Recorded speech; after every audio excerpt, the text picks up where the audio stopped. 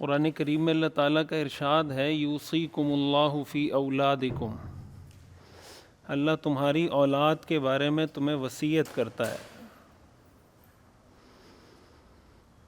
وصیت کرنے کا مطلب یہ ہوتا ہے کہ اللہ تعالیٰ تمہیں اس بات کا حکم دیتا ہے کہ اپنی اولاد کے ساتھ خیر کا معاملہ کرو۔ یوصیکم اللہ فی اولادکم، اللہ تمہاری اولاد کے بارے میں تمہیں وصیت کرتا ہے، نصیحت کرتا ہے، یعنی خیر کی نصیحت اور خیر کی وصیت کرتا ہے۔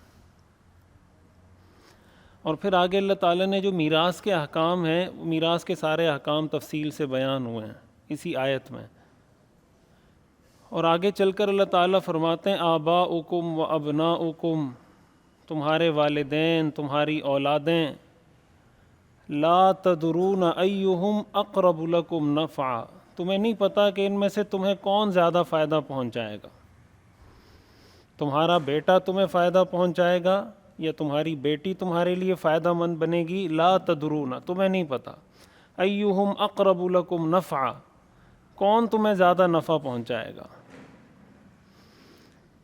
اس لیے جب تمہیں نہیں پتہ تو اللہ کو پتہ ہے، اللہ کو پتہ ہے۔ تو اللہ تعالیٰ فرما رہے ہیں کہ جو وصیت میں کر رہا ہوں، جو نصیحت میں کر رہا ہوں، اس پر عمل کر لو۔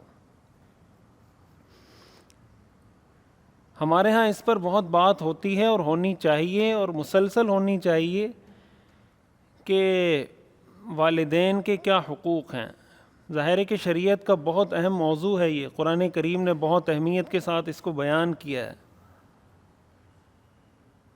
لیکن بعض اوقات ایسا محسوس ہوتا ہے کہ اولاد کے حقوق پر شاید اس طرح بات نہیں ہوتی جس طرح بات ہونی چاہیے۔ ظاہر ہے کہ شریعت میں سب کے ہی حقوق ہیں، والدین کے بھی حقوق ہیں، اولاد کے بھی حقوق ہیں۔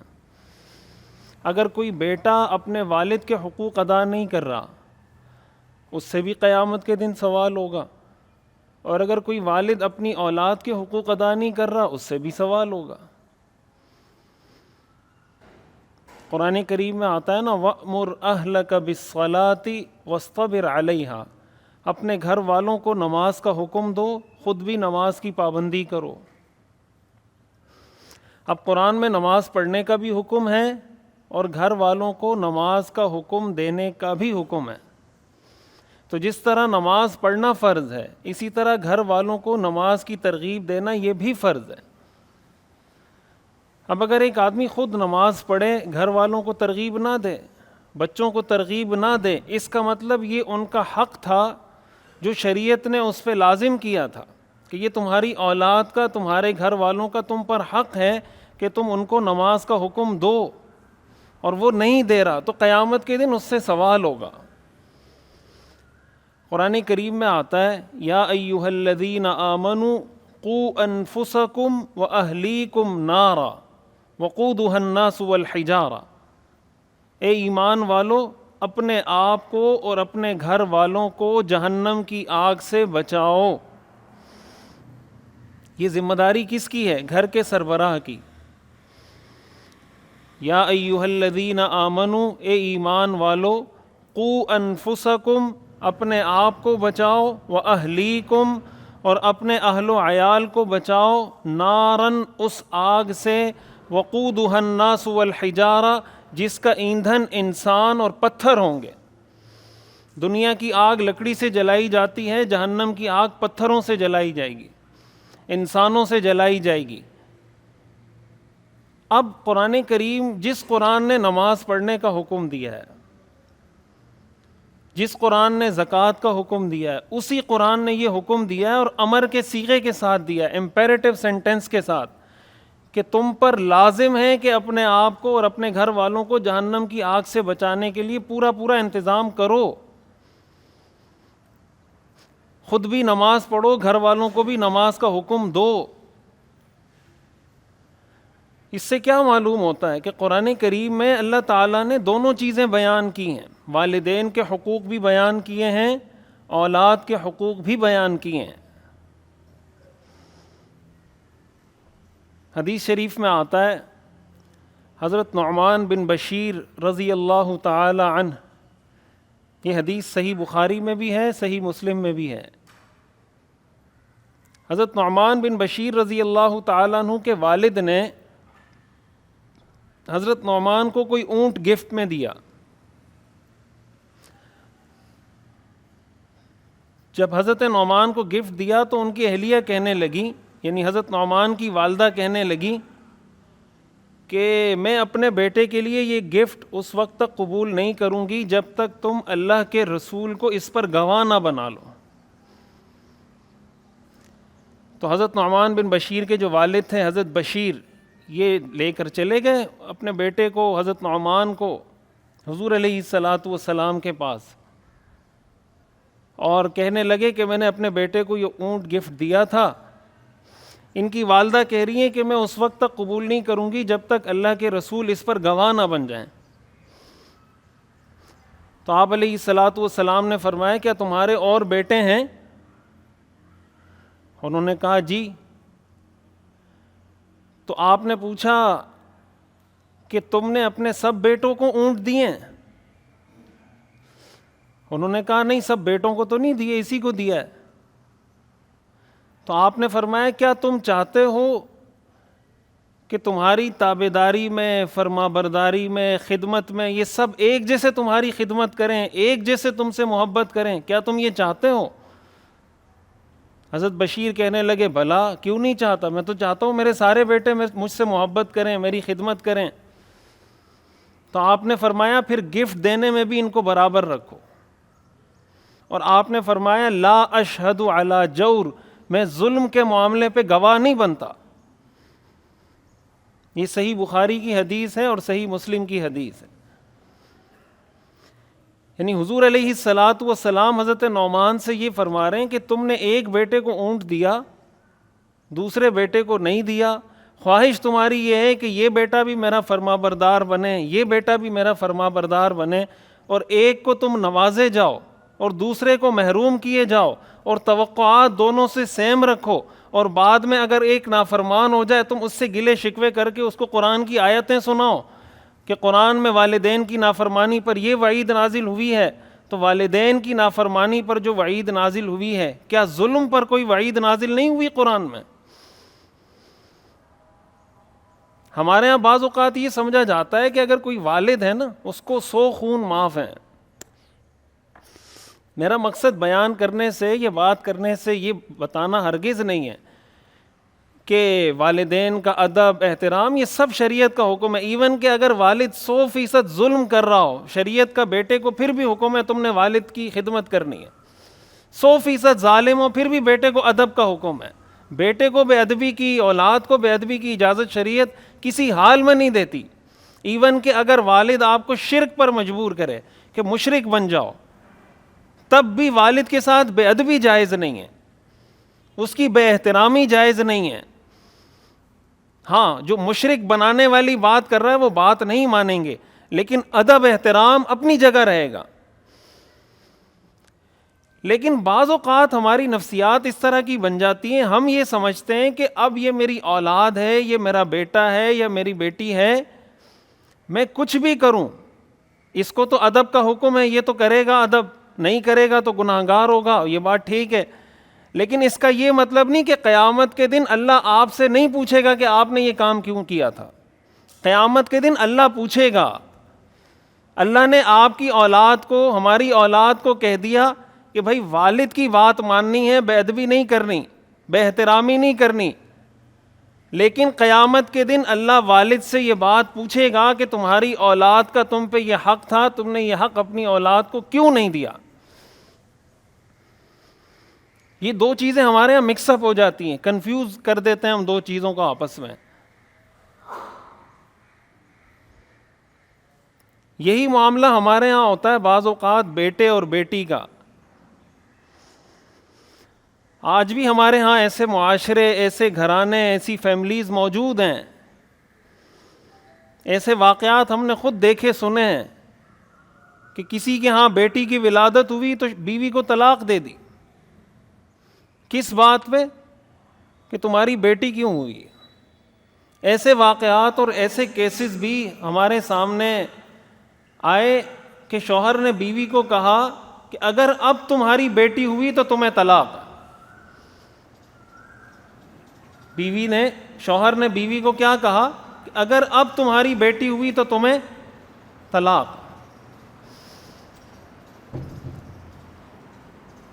اب ہر خطبے کے آخر میں ہم یہ آیت پڑھتے ہیں، سنتے ہیں، ان اللہ یأمر بالعدل، ان اللہ یأمر بالعدل، ان اللہ یأمر بالعدل.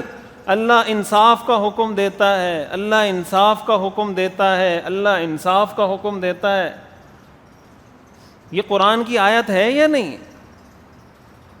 انصاف کا حکم صرف چیف جسٹس کو دیتا ہے اللہ، شوہر کو نہیں دیتا، والد کو نہیں دیتا، بھائی کو نہیں دیتا. یہی معاملہ اس وقت ہوتا ہے کہ جب میراث کی تقسیم کا مسئلہ آتا ہے. ہمارے ہاں ایسے کیسز بے شمار ہیں کہ والد دنیا سے جاتے وقت یہ وصیت کر کے جاتا ہے کہ میری یہ پراپرٹی فلاں بیٹے کو دے دینا، یہ پراپرٹی فلاں بیٹے کو دے دینا، یہ گاڑی فلاں بیٹے کو دے دینا، یہ پیسے فلاں بیٹے کو دے دینا. اور جو 3-4 بیٹیاں ان کا نام ہی نہیں ہے، بس ان کی میں نے شادیاں کروا دی ہیں، ان کی شادیاں ہو گئی، وہ پرائے گھر کی ہو گئیں، تو بس. کوئی ظلم کے کوئی سینگ ہوتے ہیں بھائی، ظلم کے کوئی سینگ ہوتے ہیں. آپ اس بیٹے کو پراپرٹی، اس بیٹے کو پراپرٹی، اس بیٹے کو. وجہ کیا ہے؟ مائنڈ سیٹ کیا ہے کہ اگر میری بیٹی کو پراپرٹی ملے گی تو میرا پیسہ، میری پراپرٹی دوسرے خاندان میں چلی جائے گی، اس لیے کہ وہ تو دوسرے خاندان کی ہے، اس کی شادی تو کہیں اور ہو گئی ہے. کیا اللہ قیامت کے دن یہ پوچھے گا؟ نہیں پوچھے گا. حضرت نعمان بن بشیر کے والد کو حضور نے یہ فرمایا کہ تم نے اپنے ایک بیٹے کو اونٹ دیا ہے، دوسرے بیٹے کو اونٹ نہیں دیا، اور مجھے گواہ بنانے آ گئے. میں ظلم کے معاملے پہ گواہ نہیں بنتا. اللہ کے رسول صلی اللہ علیہ وسلم نے اس کو ظلم ڈکلیئر کیا ہے، صحیح بخاری کی حدیث میں.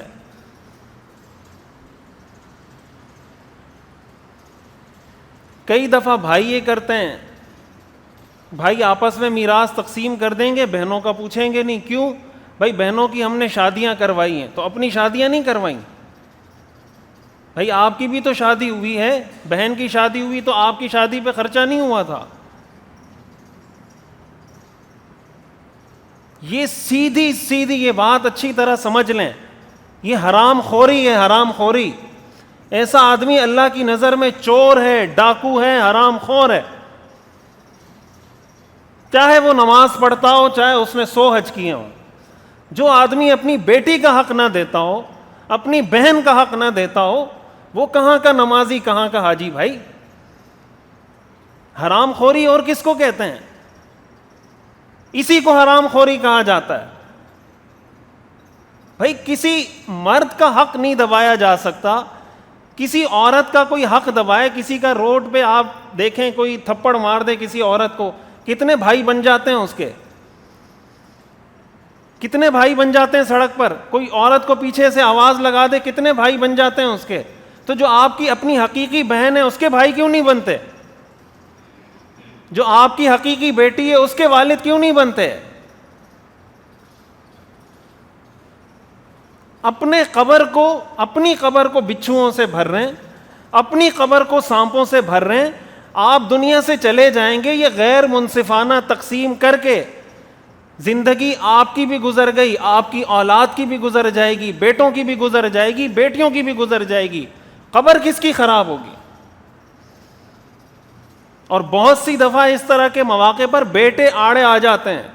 اگر والد بیٹی کو حصہ دینا بھی چاہے تو بہت سے بیٹے کھڑے ہو جاتے ہیں کہ نہیں، آپ بیٹی کو کیوں حصہ دے رہے ہیں. قرآن کریم میں اللہ تعالیٰ نے یہی فرمایا، لا تدرون ایہم اقرب لکم نفعا، تمہیں نہیں پتا کہ کون تمہیں فائدہ پہنچائے گا. یوصیکم اللہ فی اولادکم، اللہ تمہاری اولاد کے بارے میں تمہیں وصیت کرتا ہے. اور ایک بات اچھے سے یہ بھی سمجھ لیں، شریعت کا جو حکم ہے کہ اگر کوئی آدمی اپنی اولاد کے لیے وصیت کرتا ہے، اس وصیت کی کوئی حیثیت نہیں ہے. شرعی نقطہ نظر سے اس وصیت کی حیثیت زیرو ہے. اگر کوئی آدمی یہ کہہ کے جاتا ہے نا میرے بیٹے کو یہ دے دینا, میری بیٹی کو یہ دے دینا, بیٹے کو فلاں دے دینا, شریعت اس کو ملٹی پلائی بائی زیرو کچھ نہیں ہے. شریعت کہتی ہے جو قرآن نے کہہ دیا ہے وہ دو. مثال کے طور پر کسی کی 1 ایکڑ کی پراپرٹی ہے اور وہ یہ وصیت کر کے جاتا ہے کہ آدھا ایکڑ میرے اس بیٹے کو دے دینا, 1/4 اس کو دے دینا, 1/4 اس کو دے دینا. شریعت کی نظر میں اس وصیت کی کوئی حیثیت نہیں ہے. شریعت یہ کہتی ہے آپ دیکھیں وارث کتنے, بیٹے کتنے, بیٹیاں کتنی ہیں, بیوی زندہ ہے زندہ نہیں ہے, والدین زندہ ہیں زندہ نہیں ہے, ان کو سامنے رکھیں, جو شریعت نے جس کو جو حصہ دیا ہے وہ حصہ اس کو دے دیں. حدیث شریف میں آتا ہے رسول اللہ صلی اللہ علیہ وسلم نے ارشاد فرمایا لا وصیت للوارث, وارث کے لیے وصیت کرنا جائز نہیں ہے. آپ اپنے بیٹے کے لیے وصیت نہیں کر سکتے, اپنی بیٹی کے لیے وصیت نہیں کر سکتے, اپنی بیوی کے لیے وصیت نہیں کر سکتے, اپنی والدہ اور اپنے والد کے لیے وصیت نہیں کر سکتے. اگر کریں گے تو نافذ نہیں ہوگی. بیوی کو, بیٹے کو, بیٹی کو وہی حصہ ملے گا جو قرآن نے دیا ہے. وجہ اس کی کیا ہے کہ جب وہ وصیت کر کے جائے گا کسی کو فیور دے گا, کسی کو نقصان پہنچائے گا. ایک کے فیور میں فیصلہ کر رہا ہوگا, دوسرے کو نقصان پہنچا رہا ہوگا. بیٹے کے حق میں بیٹی کو نقصان, بیٹی کے حق میں بیٹے کو نقصان, بیوی کے حق میں اولاد کو نقصان. قرآن نے انصاف پر یہ ترازو قائم کیا ہے, تو اللہ نے جو فیصلہ کر دیا یہ تقسیم اسی اعتبار سے ہوگی. تو والدین کی یہ بہت بڑی ذمہ داری ہے کہ اپنی اولاد کے ساتھ انصاف کا معاملہ کریں. اور ان حقوق میں سے ایک اہم حق وہ شفقت ہے. حدیث شریف میں آتا ہے من لم یرحم صغیرنا ولم یوقر کبیرنا فلیس منا, جو ہمارے چھوٹوں پہ شفقت نہ کرے, رحم نہ کرے اور ہمارے بڑوں کا احترام نہ کرے وہ ہم میں سے نہیں ہے.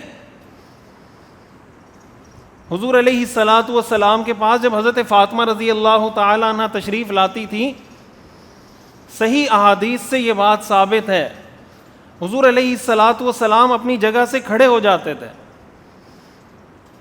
کس کی محبت میں؟ بیٹی کی محبت میں.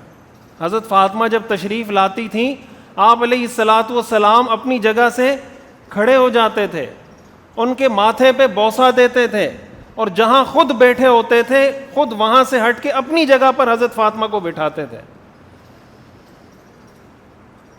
کیا ہم اپنے معاشرے میں اللہ کے رسول کی سنت کو زندہ نہیں کر سکتے؟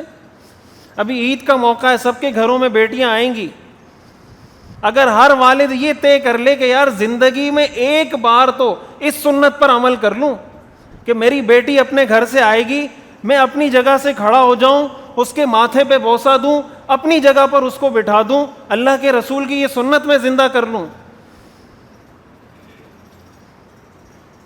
اپنا اپنا دین بنایا ہوا ہے ہم نے, اپنے اپنے کلچر کے حساب سے, اپنی اپنی سوسائٹی کے حساب سے. حدیث شریف میں آتا ہے رسول اللہ صلی اللہ علیہ وسلم جب سفر پر جاتے تھے تو سب سے آخر میں حضرت فاطمہ کے پاس جاتے تھے, ان سے مل کے پھر سفر پہ نکلتے تھے, اور لوگوں سے مل کے فارغ ہو کے اینڈ میں جاتے تھے حضرت فاطمہ کے گھر, حضرت فاطمہ سے ملتے تھے اور پھر روانہ ہو جاتے تھے. اور جب سفر سے واپس آتے تھے تو سب سے پہلے حضرت فاطمہ کے گھر جاتے تھے ملنے کے لیے. حدیث شریف میں آتا ہے رسول اللہ صلی اللہ علیہ وسلم نے ایک مرتبہ حضرت فاطمہ رضی اللہ تعالیٰ عنہ کو بلایا, کان میں کچھ بات کی تو حضرت فاطمہ رونے لگیں. پھر تھوڑی دیر بعد آپ نے دوبارہ بلایا, کان میں بات کی تو ہنسنے لگیں. حضرت عائشہ رضی اللہ تعالیٰ عنہ فرماتی ہیں کہ میں نے اس وقت تو نہیں پوچھا کہ کیا یہ حضور نے آپ سے کیا بات کی ہے, لیکن جب حضور کا وصال ہو گیا, آپ دنیا سے تشریف لے گئے, میں نے ایک دن حضرت فاطمہ سے کہا کہ ذرا مجھے یہ بتاؤ اللہ کے رسول نے تمہیں کان میں کیا بات کہی تھی. تو حضرت فاطمہ کہنے لگیں کہ جب پہلی دفعہ کان میں نے قریب کیا تو مجھے میرے والد نے کہا کہ میں اب بہت جلد تم سے جدا ہونے والا ہوں, تو اس پر میں رونے لگی. دوبارہ جب میں نے کان قریب کیا تو میرے والد مجھے کہنے لگے کہ سب سے پہلے مجھ سے آ کر ملنے والی وہ تم ہو. تو اس پر میں ہنسنے لگی.